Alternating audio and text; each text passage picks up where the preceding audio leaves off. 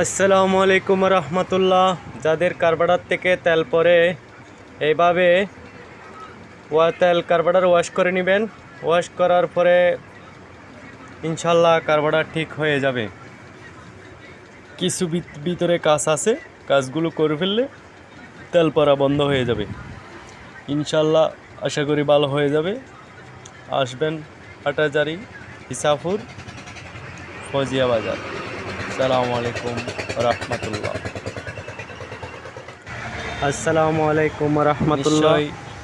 যাদের গাড়ির কার্বারের তেল পড়ে যায়, এই কার্বারের তেল পড়ে গেলে গাড়ির কার্বারের তেল ওভার কার্বারের সার্ভিসিং করতে হয় থেকে তেলের কাছাড়া যায়। কার্বারের সার্ভিসিং করলে তেল এই জন্য টাঙ্গিতে কার্বারেতে কাছাড়া যায়।